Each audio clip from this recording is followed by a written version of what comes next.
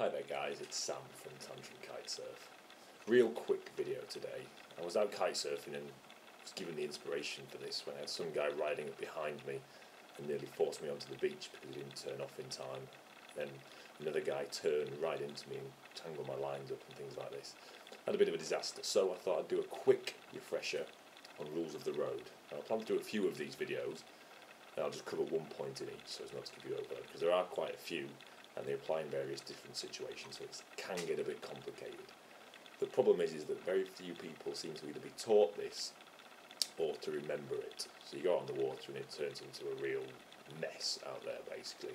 The problem with this is that as kitesurfing is becoming more popular and there's more people on the beaches, this is becoming more and more of a problem because obviously avoiding collisions becomes more and more difficult, and if there's not a set of rules that people can follow, just like on the road, then it becomes very difficult, and again it just becomes a huge mess out there with lines being tangled and eventually people getting hurt. So the aim of these videos is to give you a bit of an insight into what you should be doing, what you shouldn't be doing. Yet you're not going to remember them all the time, but at least if you've got an idea of them, then you know more or less where you should be and when you should be giving way to people, which is the important thing. All too often I just see people just on a route, I'm going, and they're not going to move for anyone, okay? And sometimes you need to move because it's easier basically for you to move than for other people. And the rules of the road are put together to give us a bit of an idea of when we should be looking out for other people as kite surfers, okay? So the first rule I'm going to cover is when you're launching from the beach. Okay, the person coming out from the beach always has right of way over someone coming into the beach.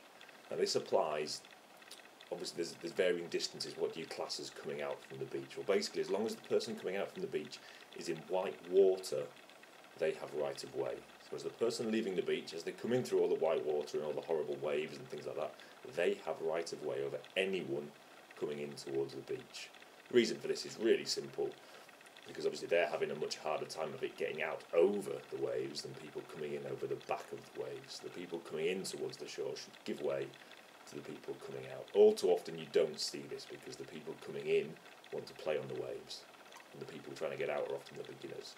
Okay, so just be aware, if you are a beginner, you do have a right of way going out through the waves, but obviously be a bit careful and choose your launch spot. You don't want to launch right in the middle of where the best wave of the day is breaking and there's 20 other kite surfers competing for that spot. Okay, so just have a bit of nous.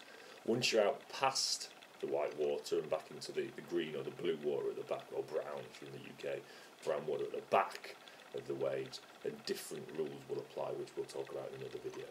Okay, just a bit of a kickstart there. Hope you got something from that video, and I'll see you again soon. Bye bye.